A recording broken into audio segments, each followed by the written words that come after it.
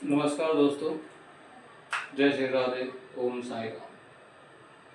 देखो, आज का जो लाइब्रेरियन साइंस का ये 6th चैप्टर है, जिसका टाइटल है वर्गीकरण की विभिन्न प्रजातियां। ठीक है, क्या है? वर्गीकरण की विभिन्न प्रजातियां। इसका जो आज का जो टाइटल है वो क्या है? वर्गीकरण की विभिन्न प्रजातियां। ठीक है, इंग्लिश में यदि कहें तो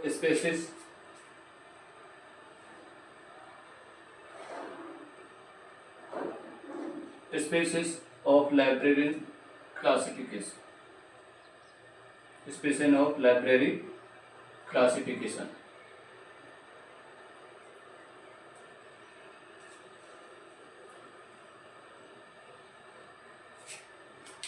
ठीक है भैया, चलो चैप्टर को आगे बढ़ाते हैं। देखो, वर्गीकरण की विभिन्न प्रजातियां होती हैं। ठीक है, एक बार एक एक प्रजाति को मैं आपके सामने पेश करूंगा। देखो, ये प्रजातियों की जरूरत क्यों पड़ी? ठीक है भैया, वर्गीकरण की जो विभिन्न प्रजातियां हैं इनकी जरूरत किस लिए पड़ी? देखो, किस लिए पड़ी? क्योंकि पुस्तकालय द्वारा अपने आकार और पाठ्य संकलन को ध्यान में रख करके किसी एक विधि का चयन किया जाता है।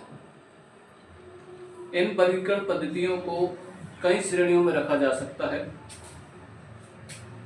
डॉक्टर रमनाथन द्वारा वर्गीकरण पद्धतियां कई इस प्रकार श्रेणीबद्ध की गई। क्यों गई? वर्तमान समय में पुस्तकालय वर्गीकरण हेतु कई पद्धतियां प्रचलित हैं, जैसे कि हम DDC है, CC है, LCC है, ठीक है, UDC है, कई प्रमुख हैं और किसी एक विधि का चयन किया जाता है। ठीक है, वर्गीकरण करने के लिए प्रजातियों की आवश्यकता पड़ी। जैसे पहली जो विधि है आपकी वो है शुद्ध परिगणनात्मक वर्गीकरण पद्धति। क्या है? शुद्ध परिगणनात्मक पद्धति। यदि इसकी इंग्लिश की मैं बात करूं कि इसकी इंग्लिश क्या होगी, तो इसको बोलते हैं एनुमेरेटिव क्लासिफिकेशन।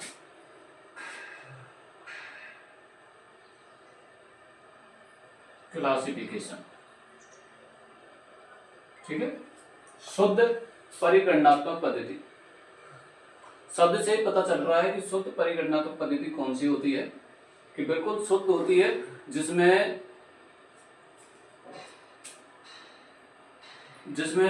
जो अपने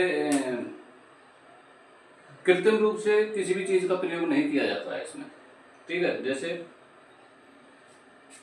शुद्ध परिगणनात्मक वर्गीकरण पद्धति में सभी विषयों के बने बनाए वर्ग संख्या उपलब्ध होते हैं। पहली चीज क्या होते हैं, पहली वरीयता क्या होती है शुद्ध परिगणनात्मक में, कि इसमें बने बनाए वर्ग संख्या उपलब्ध होते हैं। ठीक है भैया, उसी से हमें पुस्तकों के लिए वर्ग संख्या निर्धारित करना होता है और इसमें किसी भी तरह के जोड़ घटाव की अनुमति नहीं होती है। सबसे महत्वपूर्ण बात इसमें क्या ध्यान रखनी है आपको, कि इसमें बिल्कुल ही जोड़ घटाव की आवश्यकता नहीं पड़ती है। जोड़ घटाव की आवश्यकता नहीं पड़ती है। ठीक है,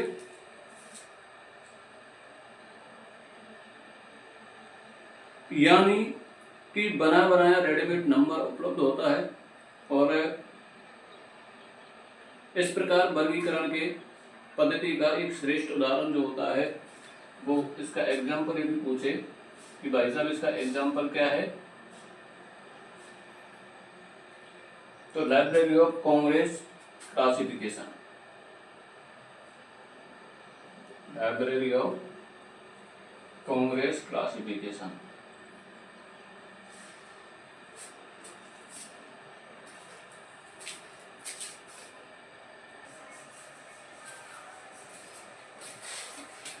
ठीक है भैया, इसमें शुद्ध परिगणनात्मक पद्धति क्या होती है कि इसमें वर्ग संख्या जो होती है वो उपलब्ध होती है, जोड़ घटाव की आवश्यकता नहीं पड़ती है, और इसका जो एग्जाम्पल है वो लाइब्रेरी ऑफ कांग्रेस क्लासिफिकेशन।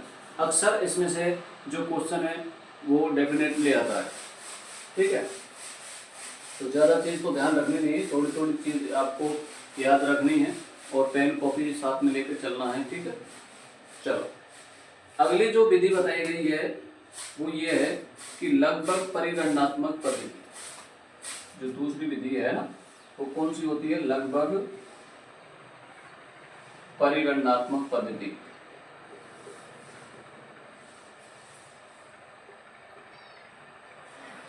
ठीक है, लगभग को हमेशा ऑलमोस्ट,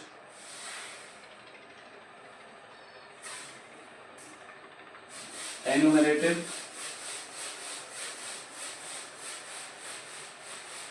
क्लासिफिकेशन।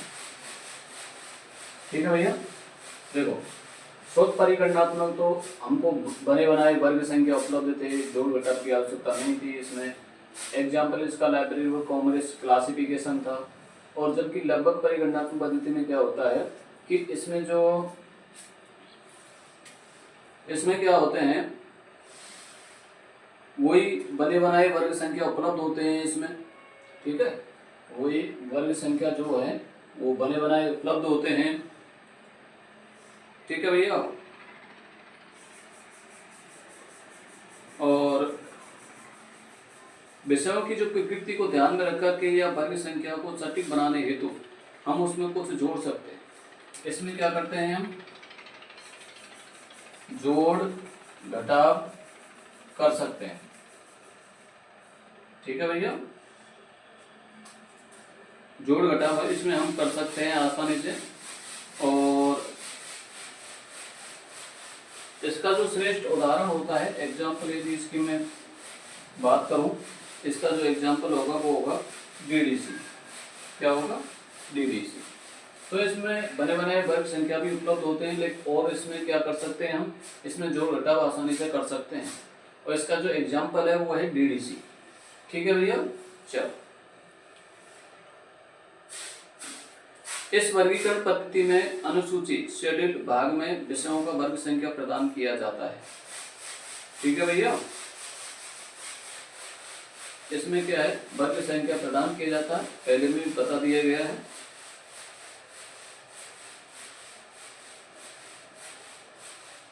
तो इस प्रकार से इन दोनों में थोड़ा ये अंतर है कि शुद्ध परिगणनात्मक पद्धति क्या होती है, लगभग परिगणनात्मक पद्धति क्या होती है। इनका जो एग्जाम्पल है वो आपको याद रखना है, लाइब्रेरी ऑफ कांग्रेस क्लासिफिकेशन, और इसका जो लगभग परिगणनात्मक पद्धति का एग्जाम्पल है वो है डीडीसी। ठीक है भैया, चलो अगली जो विधि है आपकी वो है लगभग पक्षात्मक वर्गीकरण पद्धति। कौन सी है? लगभग पक्षात्मक वर्गीकरण पद्धति। ठीक है, एलमोस्ट रिपीटेड क्लासिफिकेशन। ठीक है भैया, देखो लगभग पक्षात्मक वर्गीकरण पद्धति क्या है? पक्षात्मक, हमने पक्षात्मक के बारे में पहले वर्णन कर चुके हैं इसके बारे में सीसी में। इसमें क्या होता है कि इस पद्धति में क्या होता है, वर्ग संख्या लगभग बनाया होता है। याद रख लेना, वर्ग जो संख्या होता है इसमें वो बनाया होता है, बनाया हुआ होता है। ठीक है ना। दूसरा क्या होता है इसमें कि इसमें पक्षात्मक वर्गीकरण का गुण पाया जाता है। इसमें किसका गुण? पक्षात्मक से पता चल रहा है कि इसमें किसका गुण पाया जाता है भाई साहब? इसमें पक्षात्मक का गुण पाया जाता है। किसका? पक्षात्मक का गुण पाया जाता है। और इसका जो श्रेष्ठ उदाहरण होता है, एग्जाम्पल यदि पूछेंगे तो इसका जो श्रेष्ठ उदाहरण होता है वो होता है यूडीसी। क्या होता है? यूडीसी। इसमें डीडीसी के समान बने बनाए वर्ग संख्या भी उपलब्ध है। भाई यूडीसी में क्या होते हैं? बने बनाए वर्ग संख्या उपलब्ध होते हैं, ठीक है, किसके समान। क्वेश्चन ये पूछा जाएगा कि कौन सी पद्धति में डीडीसी के समान बने बनाए वर्ग संख्या उपलब्ध हैं। डीडीसी के समान वर्ग संख्या उपलब्ध हैं किस पद्धति में, लगभग पक्षात्मक वर्गीकरण पद्धति में। और ये पद्धति दोनों तरह के गुणों का सम्मिश्रण होता है। याद रखना, वह कौन सी पद्धति है जो दोनों तरह के गुणों का एक मिश्रण होता है, तो वो होता है लगभग पक्षात्मक वर्गीकरण पद्धति। ठीक है, अगली इसमें जो पद्धति है वो है अपरिवर्तनीय पक्षात्मक वर्गीकरण। अगली जो है वो कौन सी होती है, अपरिवर्तनीय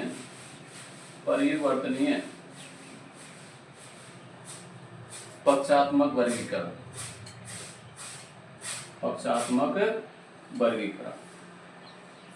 ठीक है भैया, देखो अपरिवर्तनीय को बोलते हैं रिजिडिटी। क्या बोलते हैं, रिजिडिटी। इंग्लिश वर्ड को जरूर ध्यान में रखना है आपको। ठीक है, अपरिवर्तनीय को बोलते हैं हमेशा रिजिडिटी। अब देखो इसमें क्या होता है, देखो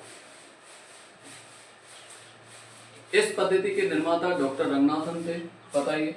याद रखना, इस पद्धति के निर्माता कौन है भैया, निर्माता पूछे तो रंगनाथन। कौन थे भाई साहब, रंगनाथन थे।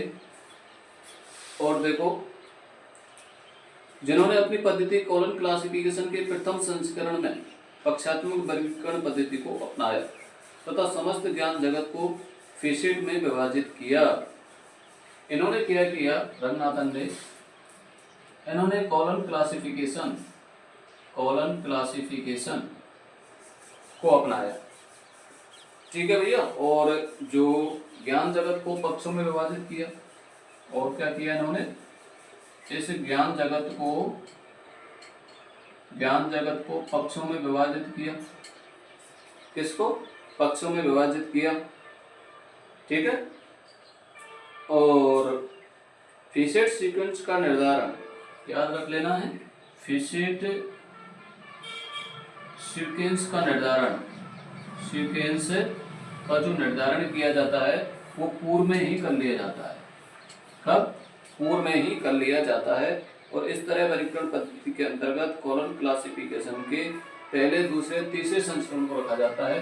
तो इस अपरिवर्तनीय पक्षात्मक वर्गीकरण में सीसी के कौन कौन से संस्करण को रखा जाता है, पहले, दूसरे और तीसरे संस्करण को रखा जाता है। ठीक है, तो ये सारी चीजें आपको याद रखनी है। हमने अब तक शुद्ध परिगणनात्मक पद्धति पढ़ ली, लगभग परिगणनात्मक पद्धति पढ़ ली, लगभग पक्षात्मक वर्गीकरण पद्धति पढ़ ली और अपरिवर्तनीय पक्षात्मक वर्गीकरण पद्धति कंप्लीट कर ली। अब देखो अगली जो पद्धति है आपकी वो है लगभग मुक्त पक्षात्मक वर्गीकरण पद्धति। ठीक है, लगभग मुक्त पक्षात्मक वर्गीकरण पद्धति। देखो लगभग मुक्त एलमोस्ट फ्री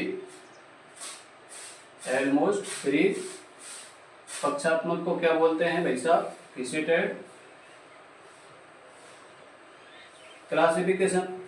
ठीक है, इसमें क्या है कि इस तरह के वर्गीकरण पद्धति के अंतर्गत कॉलम क्लासिफिकेशन के चौथे, पांचवें और छठवें संस्करण को रखा जाता है। इसमें क्या याद रखना है कि इसमें सीसी के चौथे, पांचवें और छठवें संस्करण को रखा जाता है। ठीक है, कितने का, चौथे, पांचवें संस्करण को रखा जाता है।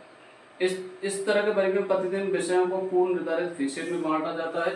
तो इसमें भी जो ज्ञान जगत को या फीसेट को, पक्षों को, इस फीसेट को पूर्व निर्धारण कर लिया जाता है। ठीक है, इससे पहले हमने अपरिवर्तनीय पक्षात्मक वर्गीकरण पद्धति भी पढ़ी थी, उसमें भी विषयों का जो पूर्व निर्धारण किया जाता था, फीसेट में बांटा गया था। परंतु सभी फीसेट के लिए अलग अलग इंडिकेटेड डिजिट योजक चिन्हों का प्रयोग किया जाता है। याद रख लेना है कि सभी फीसेट के लिए अलग अलग योजक चिन्हों का इसमें प्रयोग किया जाता है। भाई साहब, योजक चिन्हों का इसमें प्रयोग किया जाता है। तो इसमें कितनी बातें याद रखनी है आपको? सीसी के चौथे, पांचवें, छठे संस्करण रखा जाता है और पक्षों का जो विषयों के जो पक्षों का पूर्ण निर्धारण कर लिया जाता है और फीसेट को योजक चिन्हों में का प्रयोग किया जाता है। ये इसकी पांचवी पद्धति थी। और लास्ट इसमें जो पद्धति है वो है पूर्णतः मुक्त पक्षात्मक वर्गीकरण पद्धति। लास्ट पूर्णतः मुक्त पक्षात्मक वर्गीकरण पद्धति। ठीक है, पूर्णतः का मतलब क्या होता है? फ्रीली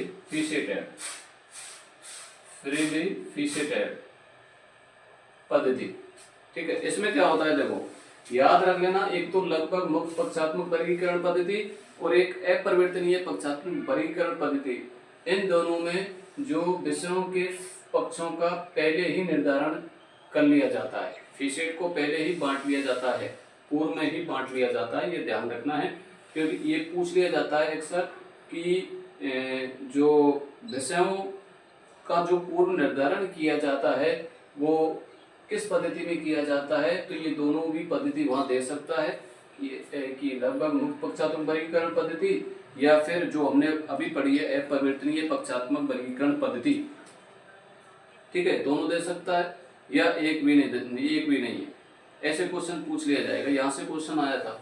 ठीक है, तो लगभग जो अपनी जो छठवीं जो पद्धति है वो है पूर्णतः मुक्त पक्षात्मक वर्गीकरण पद्धति। इसमें क्या है, सीसी के 7वें संस्करण को रखा गया है।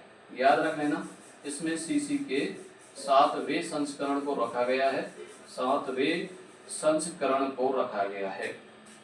ठीक है भैया।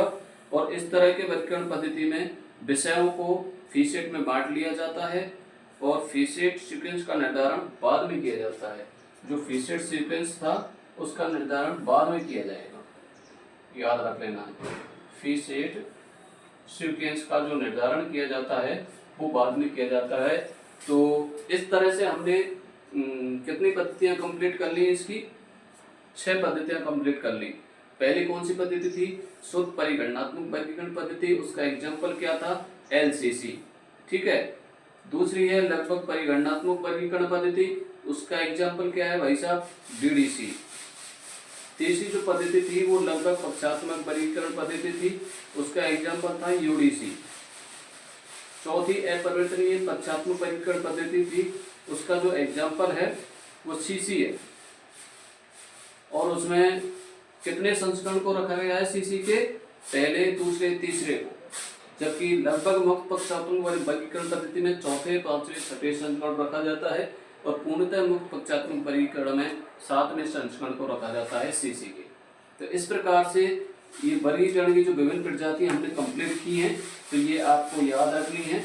और यहाँ तक, ठीक है, वर्गीकरण की विभिन्न प्रजातियां, तो यहाँ तक जो अपने जो चैप्टर थे वो कंप्लीट होते हैं। उसके बाद जो हमने उसके बाद अब यहाँ से जो स्टार्ट करने जा रहे हैं वो एक तो DDC है, एक CC है, एक LCC है। इन तीनों चैप्टरों को कंप्लीट करेंगे। ठीक है भैया। तो ये जो चैप्टर है ये बहुत महत्वपूर्ण चैप्टर थे, इम्पोर्टेंट चैप्टर था ये, जो अपना वर्गीकरण की विभिन्न प्रजातियां था। इसमें से अक्सर क्वेश्चन पूछे जाते हैं।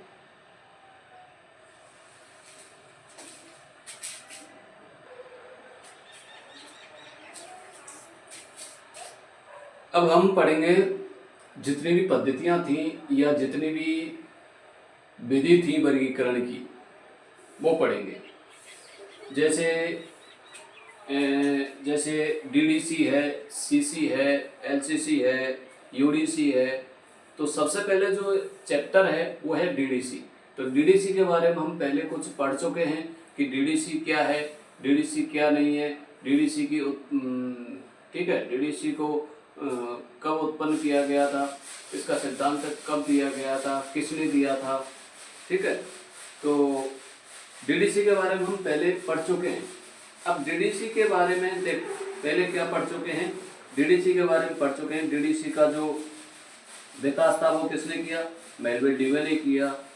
ठीक है, और किस पद्धति पर आधारित था ये? P. हैरिस के वर्गीकरण पद्धति पर आधारित था। उसके बाद किसके दर्शन पर आधारित था? फ्रांसिस बेकन के आधारित था। कब इसको प्रतिपादित किया गया था? 1870 में। ठीक है, इसका जो पहला संस्करण था वो 1876 में प्रकाशित किया गया।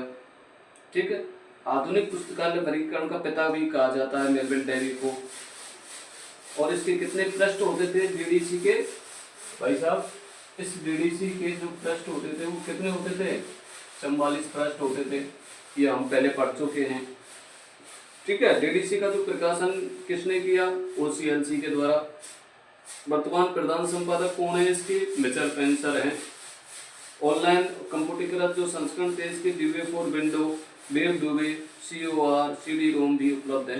तो इसके बारे में हम पहले यहाँ तक कंप्लीट कर चुके हैं। ठीक है भैया, अब कोई ज़्यादा ऐसा चीज़ है नहीं है इसमें। देखो,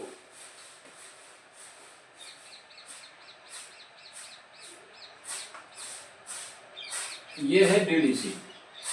इसको डीडीसी में ऐसे बात कर लेता हूँ। ठीक है, ये क्या है? डीडीसी। इसकी फुल फॉर्म क्या है भाई साहब? ड्यूवे डेसिमल क्लासिफिकेशन। ठीक है, पुस्तकालय वर्गीकरण के जनक मेलविल डेवी सन 1873 में ईस्वी में किया गया था इसका विकास, लेकिन 1876 में इसका प्रथम बार इसको प्रकाशित किया गया था। मतलब 1873 में तो इसको पहली बार इसको उत्पादित किया गया था, लेकिन 1876 में इसका जो प्रथम संस्करण था वो कंप्लीट किया गया था। ठीक है, अब देखो, इसका पहला इलेक्ट्रॉनिक संस्करण, यदि मैं इसके इलेक्ट्रॉनिक संस्करण की बात कराऊं तो इसका जो इलेक्ट्रॉनिक संस्करण था वो कौन सा था? CD-ROM। कौन सा था? CD-ROM, याद रख लेना। और ये कब विकसित किया गया था CD-ROM भाई साहब? CD-ROM को 1993 में विकसित किया गया था। उसके बाद MS-DOS जो था किस पर आधारित था? ये CD-ROM किस पर आधारित था? ये MS-DOS पर आधारित था। ठीक है, ये याद रख लेना। चलो अगला देखो, इसका जो दूसरा इलेक्ट्रॉनिक संस्करण था, यदि इसका दूसरा इलेक्ट्रॉनिक संस्करण की यदि मैं बात करूं, कौन सा था? ड्यूवे फॉर विंडो। कौन सा था भाई साहब? ड्यूवे फॉर विंडो। ये दूसरा इसका संस्करण था। इसको कब प्रकाशित किया गया था? 1996। याद रख लेना, यहाँ से क्वेश्चन अक्सर पूछा जाता है। तो ये 1996 में प्रकाशित हुआ था। और इसका जो सॉफ्टवेयर था वो कौन सा था? विंडो। इसका सॉफ्टवेयर पूछे तो कौन सा था? विंडो। ये याद रख लेना। अच्छा, और क्या देखते हैं इसमें? इसका ऑनलाइन संस्करण की बात करें, इस डीडीसी के ऑनलाइन संस्करण की यदि हम बात करें तो इसका जो ऑनलाइन संस्करण था वो कौन सा था? कौन सा था ऑनलाइन संस्करण? वेब ड्यूवे। कौन सा? वेब ड्यूवे। और इसको कब प्रकाशित किया गया था? 2003। ठीक है, याद रख लेना। इसका पहला इलेक्ट्रॉनिक संस्करण CD-ROM 1993 में। दूसरा इलेक्ट्रॉनिक संस्करण 1996 में। यदि इसका सॉफ्टवेयर पूछे तो विंडो ऐसे। और इसका जो ऑनलाइन संस्करण था वो कौन सा था? वेब ड्यूवे।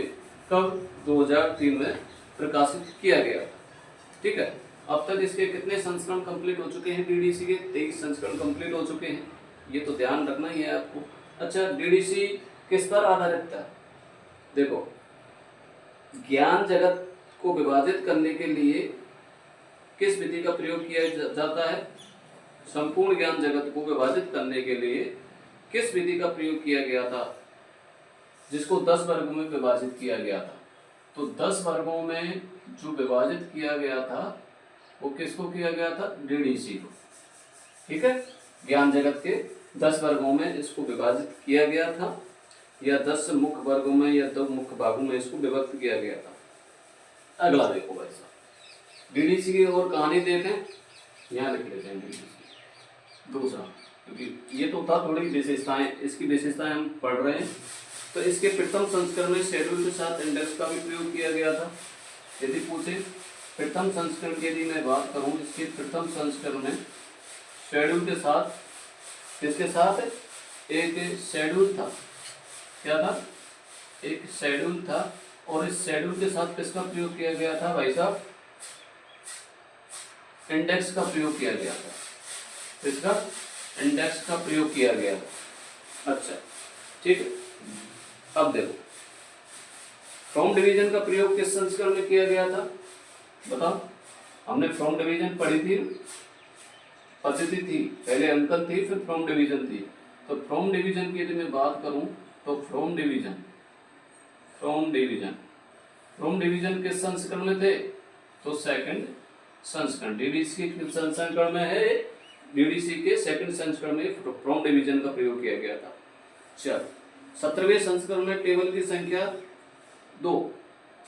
अब देखो डीडीसी का 17वें संस्करण की यदि हम बात कर लेते हैं, इसमें टेबल की संख्या थी, टेबल की संख्या कितनी थी भाई साहब, 2। और standard sub division of area 16वें संस्करण की यदि मैं बात करूं तो डीडीसी को 2 खंडों में प्रकाशित किया गया था। यदि इसके मैं 16वें संस्करण की बात करूं तो इसको 2 खंडों में विभाजित किया गया था। कितने खंडों में भाई साहब, इसको 2 खंडों में विभाजित किया गया था। ठीक है, 18वें और 19वें संस्करण में कितने खंड हो गए डीडीसी के, 3 खंड हो गए भाई साहब। यदि मैं 18 और 19 की बात करूं तो कितने खंड हो गए यहाँ पर हो गए भाई साहब 3 खंड। कितने, 3 खंड हो गए। अच्छा ठीक है, 20, 21 और 22 में डीडीसी के कितने खंड हो गए, 4। यहाँ लिख देता हूँ 20, 21 और 22, इसमें कितने खंड हो गए भाई साहब, 4 खंड हो गए। इसमें याद रख लेना। तो याद रखना है 16वें संस्करण में कितने खंड थे, 2 खंड थे। 18 और 19 में कितने हैं, 32 खंड। उसके बाद 20 से लेकर के 22 तक कितने खंड हो गए, 4 खंड। तो ये 16, 17 है ना। चलो ठीक है, अगला देखो भाई साहब। अच्छा 4 खंड कौन कौन से थे, यदि पूछ लिया जाए कि भाई साहब 4 खंड कौन कौन से हैं, 2 खंड या 3 खंड या 4 खंड, टोटल कितने खंड है, कितने वॉल्यूम है, टोटल वॉल्यूम मैं यहाँ पर लिख देता हूँ। टोटल वॉल्यूम कितने हैं, 4। अब वो 4 कौन कौन से हैं, देखो 4 टोटल वॉल्यूम कौन कौन से हैं, टेबल, द्वितीय और तृतीय शेड्यूल। अच्छा देखो पहला खंड तो है टेबल, कौन सा है, टेबल। और दूसरे और तीसरे में क्या है, शेड्यूल, ये शेड्यूल है। और यदि मैं तीसरे की बात करूं, ठीक है, चौथे की यदि मैं बात करूं तो दूसरे और तीसरे में क्या हो गया, शेड्यूल, और चौथे में क्या हो गया भाई साहब, इंडेक्स। याद रख लेना, ठीक है भैया। तो इसके जो प्रथम संस्करण में तो टेबल है पहला खंड, दूसरे और तीसरे संस्करण में शेड्यूल है, और चौथे संस्करण में इंडेक्स। तो इस प्रकार से ये 4 इंडेक्स थे। इंडेक्सों को हमेशा याद रखना है आपको कि इंडेक्स कौन कौन से थे भाई साहब, पूछ लिया जाता है अक्सर क्वेश्चन में। ठीक है, चलो सर्वप्रथम डीडीसी के 15वें संस्करण को स्टैंडर्ड संस्करण कहा जाता है। देखो यहाँ लिख देता हूँ मैं 15वां संस्करण। अब इस 15वां संस्करण को क्या कहेंगे, स्टैंडर्ड संस्करण कहेंगे। क्या कहेंगे, स्टैंडर्ड संस्करण। ये चीजें याद रखनी है आपको, ठीक है। 16वें संस्करण को क्या कहा है, फोनिक्स शेड्यूल। 16वां जो संस्करण है ना, 16वां संस्करण, इसको फोनिक्स शेड्यूल, ठीक है। चलो 17वें संस्करण में स्टैंडर्ड सब डिवीजन और एरिया का प्रयोग किया गया है। अच्छा 15वें में तो स्टैंडर्ड संस्करण कहा गया है, ठीक है। और 16वें संस्करण को क्या कहा गया है, फोनिक्स शेड्यूल। और 17वें संस्करण को क्या कहा गया है भाई साहब, ये 17वां संस्करण यहाँ पे देता हूँ। 17वां संस्करण को क्या कहा गया है, standard sub division. Standard sub division कहा गया है भाई साहब, सब डिवीजन कहा गया है। याद रख लेना है, कोई पूछे कि भाई साहब 15वें संस्करण को क्या कहा गया है, तो स्टैंडर्ड संस्करण। 16वें संस्करण को क्या कहा गया है, फोनिक्स शेड्यूल। 17वें संस्करण को क्या कहा गया है, स्टैंडर्ड सब डिवीजन, ठीक है। चलो अब यहां से कुछ ये जितनी भी विशेषताएं थी आपकी, सारी विशेषताएं आपकी इम्पोर्टेंट है और इन विशेषताओं से हमेशा क्वेश्चन पूछे जाते हैं। एक बार आपको मैं अवगत करा देता हूँ, थोड़ा देखो। सबसे पहले मैं डीडीसी की बात करूं तो इसको प्रकाशित 1876 में प्रकाशित किया गया था। डीडीसी का पहला इलेक्ट्रॉनिक संस्करण 1993 में, दूसरा 1996 में, उसके बाद तीसरा जो इसका ऑनलाइन संस्करण था वो 2003 में कंप्लीट हुआ। उसके बाद इसमें क्या होता है कि डीडीसी का जो 16वें संस्करण में फोनिक शेड्यूल का प्रयोग किया गया है। इसके प्रथम संस्करण में शेड्यूल का प्रयोग किया गया है, इंडेक्स का प्रयोग किया गया है। और याद रख लेना है इसके जो 16वें संस्करण में 2 खंडों का प्रयोग किया है। खंड क्या है? वॉल्यूम। 18-19 में 3 खंडों का और 20 से लेकर के 22 में 4 खंडों का प्रयोग किया गया है। 15वें संस्करण को स्टैंडर्ड संस्करण कहा गया है, 16वें संस्करण को फोनिक शेड्यूल कहा गया है और 17वें संस्करण को स्टैंडर्ड सब डिवीजन कहा गया है। ठीक है भैया, चलो ये 4 वॉल्यूम थे। तो इस प्रकार से ये थोड़ी विशेषताएं थी इसकी।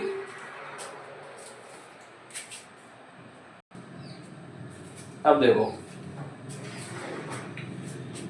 डीडीसी के कुछ कॉपीराइट हैं, ठीक है, कि ये जो कॉपीराइट है डीडीसी के कॉपीराइट, इसको हम कॉपीराइट बोलते हैं।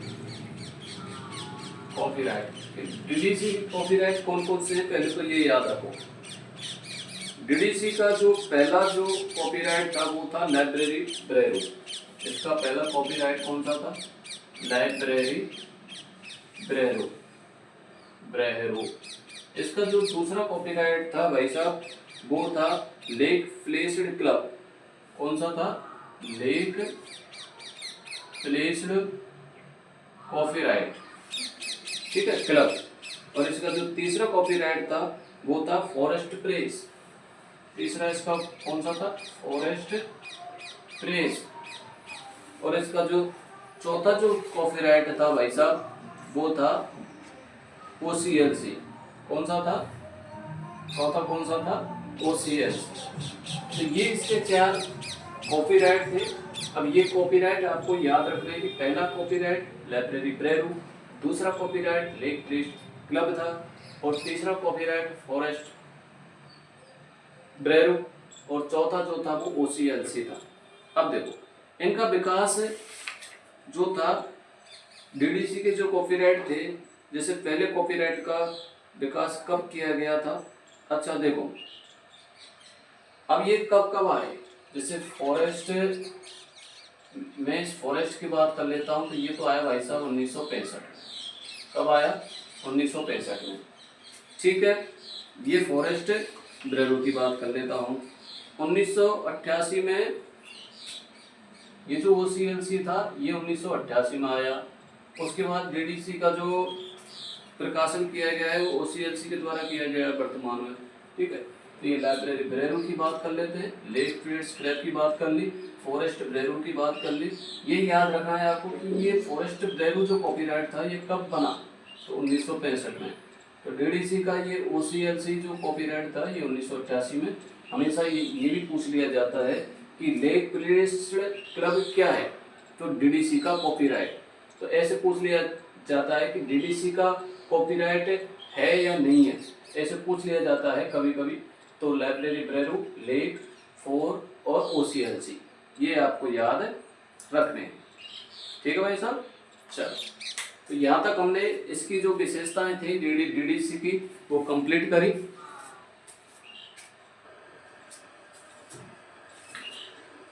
अब देखो भाई साहब डीडीसी की जो संरचना है वो कौन से संस्करण में है ये पूछ लिया जाता है ना, याद रख लेना।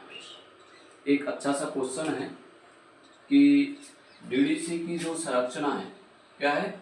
एक संरचना है, ये संरचना ये किस संस्करण में है? 19वें संस्करण में।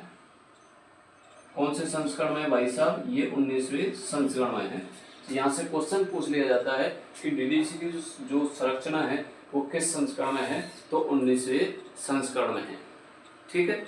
अब 19वें संस्करण की कुछ विशेषताएं दे रखी हैं डीडीसी के 19वें संस्करण की विशेषताएं दे रखी हैं। ठीक है, ये जो विशेषता हैं कौन कौन सी हैं, देखो डीडीसी को ये तो पता ही है आपको कि इसको 10 मुख्य वर्गों में बांटा गया है। कितने मुख्य वर्गों में?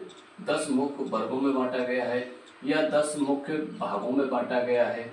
ठीक है, ये तो पता ही है।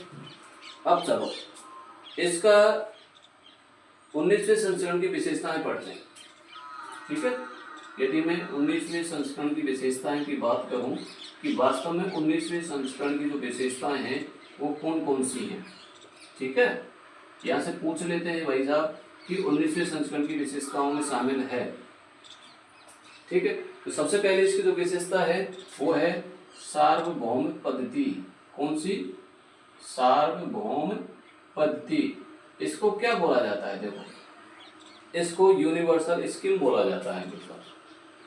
यूनिवर्सल स्कीम बोला जाता है। तो इसकी जो पहली विशेषता है वो है सार्वभौम पद्धति। दूसरी इसकी विशेषता है परिगणनात्मक प्रणाली। पहले लिख देता हूं सारी विशेषताओं को। परिगणनात्मक प्रणाली, ज्यादातर यही पूछा जाता है, वैसे तो ज्यादा पूछा नहीं जाएगा। परिगणनात्मक प्रणाली, इसको एनुमेरेटिव पैटर्न बोलते हैं। क्या बोला जाता है? एनुमेरेटिव पैटर्न बोला जाता है। तीसरी इसकी जो विशेषता है वो भाई साहब शुद्ध अंकन है ना। तीसरी कौन सी है? शुद्ध अंकन है। अंकन के बारे में हम पहले पढ़ चुके हैं, परिगणनात्मक के बारे में हम पहले पढ़ चुके हैं। ठीक है, पूरे नोटेशन इसको बोल सकते हैं, पूरे नोटेशन। अच्छा, अंकन के बारे में पढ़ाना आवश्यकता है क्या? क्योंकि शुद्ध अंकन के बारे में हम पहले पढ़ चुके हैं। ठीक है, अगली है दशमलव अंकन। चौथी जो है, चौथी विशेषता है दशमलव अंकन। दशमलव अंकन। ठीक है, इसको क्या बोलेंगे भाई साहब? इसको डेसिमल नोटेशन बोलेंगे। Decimal notation. ठीक है, अच्छा पांचवी कौन सी है? दशमलव अंकन। दशमलव तो अंकन तो हमने पढ़ लिया। संबंधित लोकेशन कौन सी है? संबंधित लोकेशन। संबंधित लोकेशन, एक एक के बारे में थोड़ा पढ़ेंगे, ज्यादा कुछ पूछा नहीं जाता, लेकिन इतना ही पूछा जाता है कि 19वें संस्करण की विशेषता ये है या नहीं है।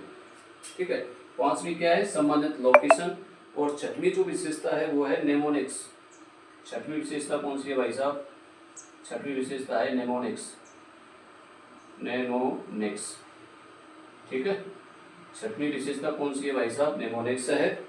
नेमोनिक्स इसको ऐसे बोल सकते हैं। ठीक है, नेमोनिक्स। और इसकी जो सातवीं विशेषता है वो कौन सी है भाई साहब? सातवीं इसकी विशेषता है मुख्य विभाजन। सातवीं इसकी जो विशेषता है वो क्या है भाई साहब? वो है मुख्य विभाजन। क्या है?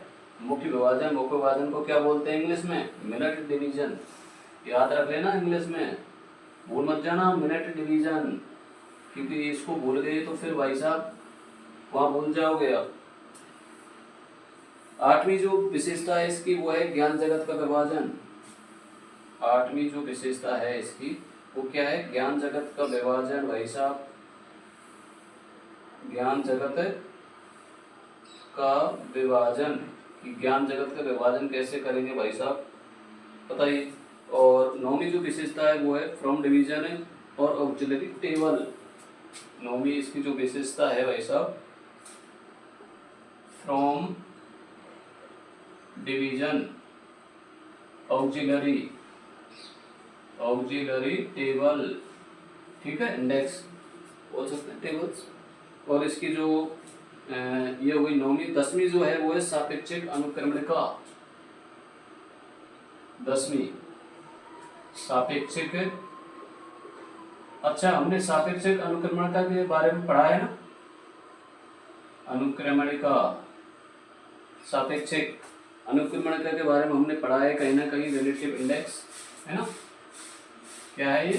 Relative index. अच्छा, जो रिलेटिव सूची जो होती है, सूची वो है ये। सूची के प्रकार है सापेक्षिक अनुक्रमणिका और विशिष्ट अनुक्रमणिका। अच्छा, सापेक्षिक अनुक्रमणिका का प्रयोग हम रेडिसिव कर रहे हैं और विशिष्ट सूची का प्रयोग कहाँ करेंगे बताओ? यूडीसी में, है ना? ठीक है। अगला जो है वो है सरल पद्धति। 11वीं जो विशेषता है इसकी, इसको हम बोलेंगे भाई साहब सरल पद्धति। कौन सी है? सरल पद्धति। ठीक है, सरल पद्धति को हम सिंप्लिसिटी बोलते हैं।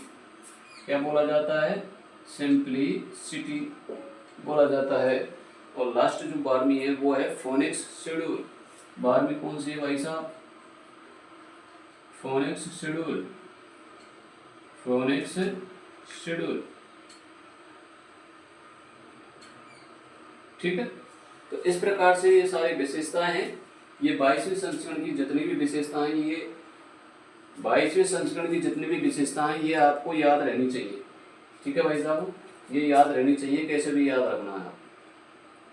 ओके, चलो अब इनके बारे में थोड़ा थोड़ा जान लेते हैं कि वास्तव में ये विशेषताएं है क्या है, क्योंकि इनके बारे में कहीं ना कहीं हम पढ़ चुके हैं, लेकिन एक बार और आपको बता देते हैं। ठीक है, देखो सार्वभौम पद्धति क्या है, इनका एग्जाम्पल जरूर पूछा जाता है, याद रख लेना, है ना? सार्वभौम पद्धति का मतलब होता है भाई साहब, आप तो इतना याद रखना, सार्वभौम पद्धति का मतलब एक शुद्ध परिगणनात्मक पद्धति ही होती है ये। इसमें वही वर्ग जो संख्या होती है वो रेडीमेड नंबर होता है, जोड़ घटा की इसमें आवश्यकता पड़ती नहीं है, बिल्कुल शुद्ध विधि होती है, ये पद्धति होती है। ठीक है, और इसका एग्जाम्पल याद रख लेना, यूडीसी और सीसी। साइड में लिख देता हूँ मैं, इसका जो एग्जाम्पल क्या रहेगा, यूडीसी। इसका एग्जाम्पल यदि मैं बात करूँ तो इसका जो एग्जाम्पल होगा वो यूडीसी और सीसी, इनको याद रख लेना। ठीक है, इतना याद रख लेना। परिगणनात्मक पद्धति वही फ्रॉम डिवीजन के बारे में हम पहले पढ़ चुके हैं। एनुमेरेटिव पैटर्न यूडीसी, ठीक है, किस पर आधारित है ये? एनुमेरेटिव क्लासिफिकेशन स्कीम का एक श्रेष्ठ उदाहरण होता है। ठीक है, इसमें क्या होता है, वही रेडीमेड अंकन होता है, वर्ग संख्या होती है। ठीक है, इसमें डीडीसी के दूसरे संस्करण में फ्रॉम डिवीजन का प्रयोग किया जाता है, स्टैंडर्ड सब डिवीजन का इसमें, और टेबल का प्रयोग इसमें किया जाता है। ठीक है, अगला देखो, और इसमें लगभग परिगणनात्मक वर्गीकरण पद्धति की श्रेणी में रखा जाता है इसको। इसमें इस परिगणनात्मक को किस श्रेणी में रखा जाता है? लगभग परिगणनात्मक वर्गीकरण पद्धति। ठीक है, अब देखो शुद्ध अंकन के बारे में हम पहले पढ़ चुके हैं।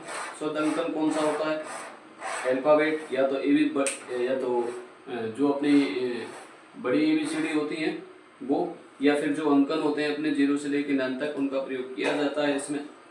उसके बाद दशमलव अंकन विधि जो होती है, ये दशमलव अंकन विधि होती है भाई साहब, नहीं। ठीक है, इसमें भी क्या होता है, इसमें केवल एक प्रकार का नोटेशन का प्रयोग स्वीकार किया गया है। ठीक है, वही 0 से 9 तक का इसमें प्रयोग किया जाता है। अच्छा, एक चीज याद रख लेना कि 0 से 9 तक जो अंक होते हैं इनको क्या कहा जाता है? तो इनको इंडो अरेबिक नंबर्स बोला जाता है। ठीक, चलो ज्ञान जगत के डिवीजन सब डिवीजन में बांटने के लिए, आंखों को आराम और वाणी को विराम देने के लिए 3 अंकों के बाद दशमलव का प्रयोग किया जाता है। तो डीडीसी में हमेशा 3 अंकों का प्रयोग किया जाता है, याद रख लेना। डीडीसी में कितने अंकों का प्रयोग किया जाता है? तो 3 अंकों का हमेशा प्रयोग किया जाता है, और 3 अंकों के बाद ही इस दशमलव अंकन विधि का प्रयोग किया जाएगा। ठीक है भाई साहब, चलो उसके बाद है संबंधित लोकेशन। और संबंधित लोकेशन क्या चीज है? ये डीडीसी की एक महत्वपूर्ण विशेषता है। कैसे विशेषता है? देखो, इसका जो प्रयोग किया जाता है वो सब्जेक्ट सिंथेसिस के लिए किया जाता है। यहाँ किसके लिए? एक सब्जेक्ट सिंथेटिक के लिए इसका प्रयोग किया जाता है। और डीडीसी में सिंथेटिक उपकरणों के उपयोग के साथ संकेतन में निमोनिक्स प्राप्त किया जाता है। ठीक है,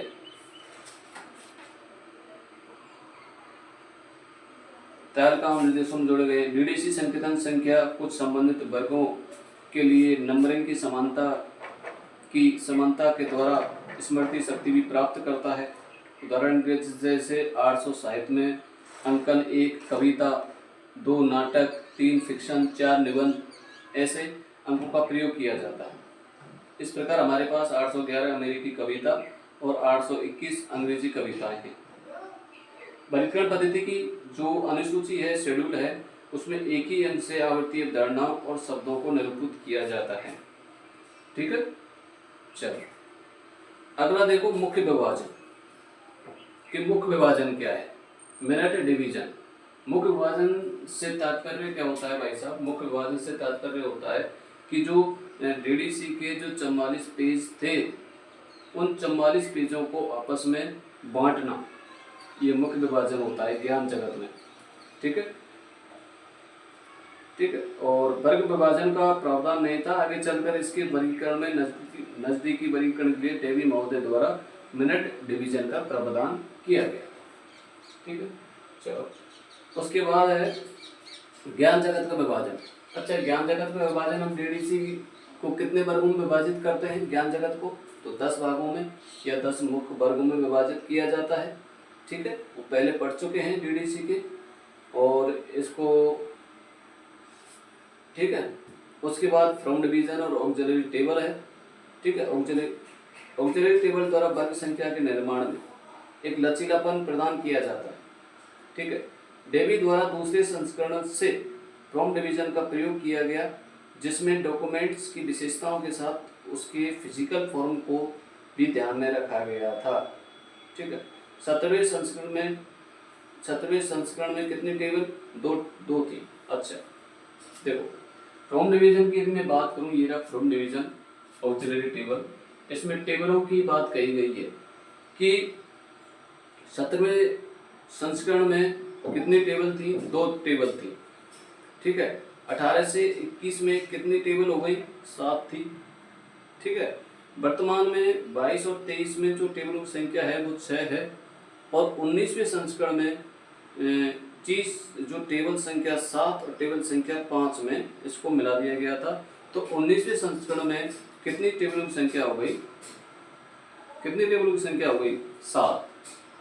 ठीक है, चल तो इसको यदि मैं इस टेबल की यदि मैं बात करूं, यहाँ टेबल की यदि बात कर लेता हूं, तो याद रख लेना है 17वें संस्करण में कितनी टेबल थी? 17वें संस्करण में 2 टेबल थी। 18 और 19 में टेबल की संख्या हुई कितनी भाई साहब? 7। कितनी हुई? 7 हुई। उसके बाद भाई साहब 22 और 23 में टेबल की संख्या कितनी हो गई? 6 हो गई। और 22 और 23 में टेबल की संख्या कितनी हो गई? 6। उसके बाद क्या हुआ इसमें भाई साहब कि 19वें संस्करण में क्या हुआ? जो नंबर 7 जो टेबल थी, ये 30 जो टेबल थी, इसको T5 में मिला दिया गया था, और टेबलों की संख्या 19वें संस्करण में कितनी हो गई? 6 हो गई। 18-19 में, 19वें संस्करण में फिर टेबलों की संख्या कितनी कर दी गई भाई साहब? 6। सिर्फ 19वें संस्करण में की गई थी वो। ठीक है, तो देखो, ठीक है ना। तो इस प्रकार से ये फ्रॉम डिवीजन और ऑक्सिलरी टेबलों में इसका विस्तारण किया गया है डीडीसी का, कि कितनी टेबल थी, किस किस संस्करण में कितनी कितनी टेबलें थी, ये आपको याद रखना है। ठीक है, कि 17वें संस्करण में कितनी टेबल थी? 2। 18 और 19 में कितनी टेबल हो गई? 7। और 22 और 23 में कितनी थी? 6। जबकि अच्छा, ये भी क्वेश्चन पूछा जाएगा कि ऐसा डीडीसी का ऐसा कौन सा संस्करण है जिसमें T7 को T5 में मिला दिया गया था? तो वो 19वां संस्करण है। ये आपको याद रखना है। ठीक है, चलो एक मिनट। अब देखो, सबसे महत्वपूर्ण जो बात है वो ये है, इम्पोर्टेंट जो बात है वो आपके लिए वो ये रहेगी कि इसमें जो टेबल दे रखी हैं, 7 टेबल दे रखी हैं या 6 टेबल दे रखी हैं, उनका मतलब क्या है? जैसे T1 टेबल में क्या है, T2 टेबल में क्या है, T3 टेबल में क्या है, T4 टेबल में क्या है, और T5 टेबल में क्या है, T6 टेबल में क्या है, और T7 टेबल में क्या है। ये अक्सर हमेशा क्वेश्चन पूछ लिया जाता है यहाँ से। ठीक है, देखो मैं बात करता हूँ T17 की, फटाफट लिखता जाऊंगा और आप इस पर ध्यान देना है, सिर्फ रटना है, कुछ ज़्यादा चीज़ें नहीं। जैसे T17 में क्या है, स्टैंडर्ड सब डिवीजन। क्या है भाई साहब, स्टैंडर्ड सब डिवीजन है। ठीक है। T2 टेबल में क्या है भाई साहब, T2 टेबल में जियोग्राफिक एरिया, जियोग्राफिक एरिया, ठीक है, हिस्टोरिकल पीरियड्स, हिस्टोरिकल पीरियड्स और बायोग्राफी। ठीक है, बायोग्राफी। अच्छा, T3 से टेबल में क्या है, टी में sub division for the art.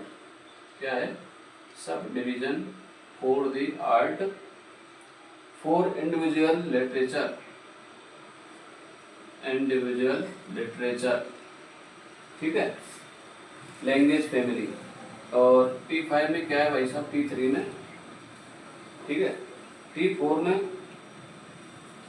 अच्छा T4 में क्या है, सब डिवीजन इंडिविजुअल है। और T5 में क्या है, T5 की यदि मैं बात करूं तो इसमें एंथिक, क्या है, एंथिक and national group, and national group. ये तो आपको याद रखना ही भाई वैसा, ये तो आपको याद रखना ही पड़ेगा। और T6 में क्या है, लैंग्वेज, यहाँ से क्वेश्चन सीधा सीधा पूछा जाता है। और T7 में क्या है भाई साहब, पर्सन। ठीक है, यहाँ से सीधा सीधा क्वेश्चन पूछ लिया जाता है कि भाई साहब T1 का मतलब क्या होता है, T1 टेबल में क्या है, T2 टेबल में क्या है, T3 टेबल में क्या है, T4 टेबल में क्या है, T5 टेबल में क्या है, T6 टेबल में क्या है और T7 टेबल में क्या है। ये सारी चीज़ें आपको याद रखनी है। ठीक है। और अभी हमने जो ज्ञान जगत का जो विभाजन किया था उसमें जैसे ज्ञान जगत को 10 मुख्य भागों में बांटा गया है या 10 मुख्य वर्गों में बांटा गया है, तो वो सारी चीज़ें एक बार आगे आएंगी तो उनके बारे में सारा आपको बता दिया जाएगा। आगे देखो, आगे जो 19वीं संस्करण की जो विशेषता है वो है सापेक्षिक अनुक्रमणिका। क्या है, सापेक्षिक अनुक्रमणिका। तो डीडीसी में एक विशेष प्रकार के इंडेक्स का प्रयोग किया जाता है, याद रख लेना। तो डीडीसी में एक विशेष प्रकार का इंडेक्स का प्रयोग किया जाता है। वो कौन सा इंडेक्स है भाई साहब, रिलेटिव इंडेक्स। कौन सा है, रिलेटिव इंडेक्स है, जिसमें समस्त विषयों के पर्यायवाची शब्द का प्रयोग किया जाता है। इसमें किसका प्रयोग किया जाता है, जो सारे विषय होते हैं उन समस्त विषयों के पर्यायवाची शब्द का प्रयोग किया जाता है।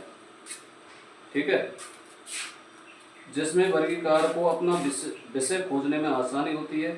इस भाग में विषयों को वर्णानुक्रम व्यवस्थित किया गया है। याद रखना, इसमें जो विषयों को किस में व्यवस्थित किया गया है, एक वर्णानुक्रम में व्यवस्थित किया गया है, अल्फाबेटिकल में व्यवस्थित किया गया है, जिसकी सहायता से हम आसानी से संबंधित विषयों तक पहुंच सकते हैं। ये डीडीसी के उपयोग को काफ़ी सरल बना देता है। यह है सापेक्षिक अनुक्रमणिका। ठीक है, चलो आगे है सरल पद्धति। सरल पद्धति क्या है भाई साहब, देखो सरल पद्धति के बारे में हम पढ़ेंगे। डीडीसी की अन्य पद्धति की अपेक्षा काफ़ी सरल है, याद रख लेना। डीडीसी की अन्य पद्धतियों की अपेक्षा ये काफ़ी सरल है। कैसे, देखो इसका हम जो प्रयोग करेंगे वो किसके लिए करेंगे, इस सरल पद्धति का प्रयोग जो करेंगे हम किसके लिए करेंगे भाई साहब, इसका जो प्रयोग करेंगे हम वर्गांक को याद करने, याद रख लेना, वर्गांक को याद करने, लिखने व टाइप करने, इनका आसानी से इसमें प्रयोग करेंगे। यह छोटे, माध्यम और बड़े पुस्तकालयों के लिए समान रूप से उपयोगी है। ठीक है, इसके अलावा इसके द्वारा वर्गीकरण से पुस्तक व्यवस्थापन क्रम भी पाठकों को आसानी से समझ आता है। ठीक है, पुस्तकों का जो क्रम होता है वो आसानी से पाठकों को समझ में आता है, इसी कारण इसका उपयोग सर्वाधिक किया जाता है। तो याद रख लेना, डीडीसी में जो सर्वाधिक किस पद्धति में इसका प्रयोग किया जाता है, किस पद्धति का प्रयोग किया जाता है, तो वो याद रखना है आपको, सरल पद्धति। ठीक है, अगला जो विशेषता है 19वें संस्करण की वो है फोनिक्स शेड्यूल, है ना। फोनिक्स संस्करण का प्रयोग हम फोनिक्स शेड्यूल का प्रयोग किस डीडीसी के किस संस्करण में किया गया है, याद रख लेना।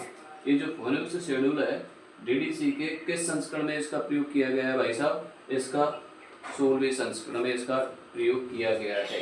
ये याद रख लेना, कहीं ना कहीं इनका किसी न किसी संस्करण में इनका प्रयोग किया गया है, ये तो आपको याद रखना ही पड़ेगा। देखो,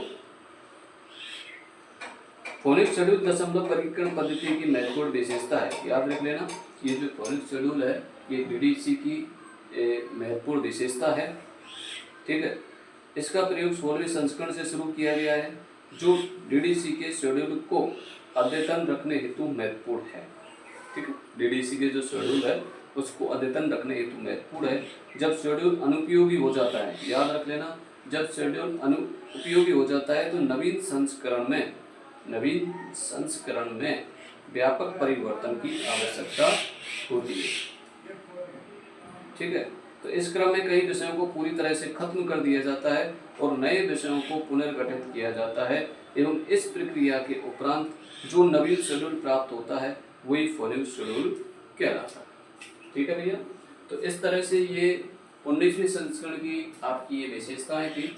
इन विशेषताओं के बारे में मैंने जो भी आपको लिए बताया है उनको याद रखना, और यहाँ से क्वेश्चन भी पूछ लिए जाते हैं। ज़्यादातर इस 19वीं संस्करण की जितनी भी विशेषताएं हैं, यहाँ से ज़्यादातर जो क्वेश्चन पूछा जाएगा वो यही पूछा जाएगा कि वास्तव में ये 19वीं संस्करण की विशेषता है या नहीं है, ठीक है ना। चल,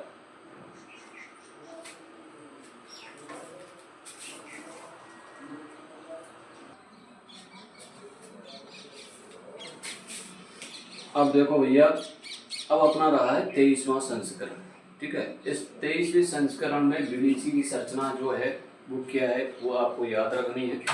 ज़्यादा तो आपको ध्यान रखना नहीं है, एक ऊपर से थोड़ी चीज़ें याद रखनी है 23वें संस्करण की। लेकिन मैं बात करूँ इस 23वें संस्करण की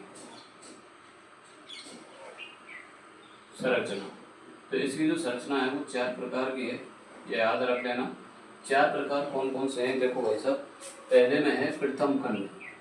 पहला क्या है? एक प्रथम खंड है, ठीक है। एक जो विशेषता है वो बता रहा हूँ आपको। इसमें क्या क्या है देखो, इसकी मुख्य विशेषताएं कौन कौन सी हैं? प्रथम खंड में सबसे पहले प्रस्तावना है भाई साहब। क्या है? प्रस्तावना है। दूसरे में क्या है भाई साहब? ग्लोसरी है। और तीसरे में क्या है भाई साहब? ग्लोसरी के लिए इंडेक्स है। ये ग्लोसरी के लिए क्या है? इंडेक्स का प्रयोग किया गया है इसमें, ठीक है। और चौथा क्या है भाई साहब? मैनुअल। क्या है? एक मैनुअल है।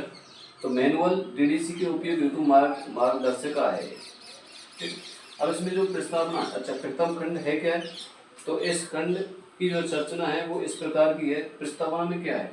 प्रस्तावना को किस लिए प्रयोग किया जाता है? उपयोग संबंधी के लिए। किसके लिए? एक उपयोग संबंधी के लिए इसका प्रयोग किया जाता है। ग्लोसरी का उपयोग किसके लिए किया जाता है? डीडीसी में उपयोग होने वाले शब्द, डीडीसी में याद रख लेना, डीडीसी में उपयोग होने वाले शब्द की जो परिभाषा दी जाती है उसके लिए इसका प्रयोग करते हैं। ग्लोसरी के लिए क्या होता है? इसके लिए इंडेक्स का प्रयोग किया जाता है। मैनुअल जो होता है ये क्या होता है भाई साहब? मैनुअल डीडीसी के उपयोग हेतु एक मार्गदर्शिका है। डीडीसी के लिए क्या है? एक ये मार्गदर्शिका है, ये ध्यान रखना है, ठीक है। तो इस प्रकार से ये हमने प्रथम खंड में ये 4 प्रकार के हैं, प्रस्तावना में, ग्लोसरी और मैनुअल। अच्छा, इसके दूसरे खंड में क्या है भाई साहब? यदि मैं इसके द्वितीय खंड की बात कर लेता हूँ, इसमें एक चीज़ और याद रख लेना, इसमें टेबल और है। प्रथम खंड में क्या है? यहाँ से क्वेश्चन पूछ लिया जाता है कि 23वें संस्करण के प्रथम खंड में सम्मिलित है या नहीं है, ये क्वेश्चन पूछ लिया जाता है। या ये क्वेश्चन पूछ लिया जाता है कि 23वें डीडीसी के 23वें संस्करण में जो प्रस्तावना है वो किसके लिए प्रयोग किया जाता है? तो उसका उपयोग के लिए प्रयोग किया जाता है। ग्लोसरी किसके लिए प्रयोग किया जाता है? डीडीसी के शब्द के लिए प्रयोग किया जाता है। और ग्लोसरी के लिए इंडेक्स का प्रयोग किया जाता है। मैनुअल डीडीसी की एक मार्गदर्शिका है, ठीक है। चल, उसके बाद इसका जो द्वितीय खंड है, इसके द्वितीय खंड में क्या है देखो, द्वितीय खंड में याद रख लेना इसको,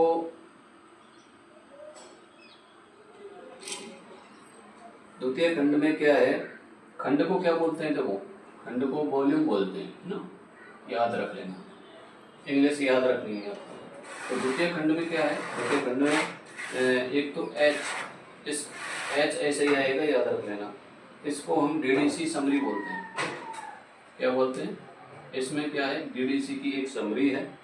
उसके बाद इसमें फर्स्ट में क्या प्रयोग किया गया है, शेड्यूल, शेड्यूल का प्रयोग किया गया है। और शेड्यूल भी कितने कितने का है, 00 से लेके 99 तक का इसमें प्रयोग किया गया है, ठीक है। उसके बाद ये आई शेड्यूल में, यहाँ से क्वेश्चन पूछ लिया जाता है कि आई शेड्यूल में क्या है, तो 00 से लेकर के 99 तक जितने भी ज्ञान जगत का जो विभाजन किया जाता है या मुख्य वर्ग में बांटा जाता है, वो 00 से लेकर 99 तक इसमें आई में सम्मिलित किया जाता है, ठीक है। चलो अच्छा, इस आई में 599 है, 99 नहीं है भाई साहब, सॉरी 599 है ना, 599। चलो अगला देखो, तृतीय खंड। इसके जो तृतीय खंड में क्या है भाई साहब, इसके तृतीय खंड में, इसके तृतीय खंड में कुछ नहीं है, जे है, जे, इसे जे शेड्यूल। भाई साहब जे शेड्यूल में क्या है, जे शेड्यूल में 600 से लेकर के 999 ज्ञान का एक संगठन है। क्या है, ज्ञान का एक संगठन है, ज्ञान का एक संगठन है, ठीक है। तो ये सारी चीजें हैं। अच्छा, इसका एक और खंड रह रहा है भाई साहब, और वो है चतुर्थ खंड। कौन सा है, एक चतुर्थ खंड है, और इस खंड में क्या दे रखा है, रिलेटिव इंडेक्स, रिलेटिव इंडेक्स के बारे में बताया गया है, ठीक है। तो रिलेटिव इंडेक्स के बारे में हम पहले पढ़ चुके हैं। तो और ये जो आई है, इसको आप याद रखना है, आई क्या है, शेड्यूल है, कितने कितने तक है, 00 से लेकर के 599 तक। तृतीय खंड में जे है, जे ये शेड्यूल है, इसमें क्या है, 600 से लेकर 999 तक। और चतुर्थ खंड में क्या है, रिलेटिव इंडेक्स है, ठीक है भाई साहब। तो इस प्रकार से ये जो चैप्टर है आपका कंप्लीट होता है डीडीसी का। मैंने जितने भी कोशिश की आपको ज्ञान बांटने की, तो ये डीडीसी का चैप्टर कंप्लीट हुआ आपका। धन्यवाद, नमस्कार।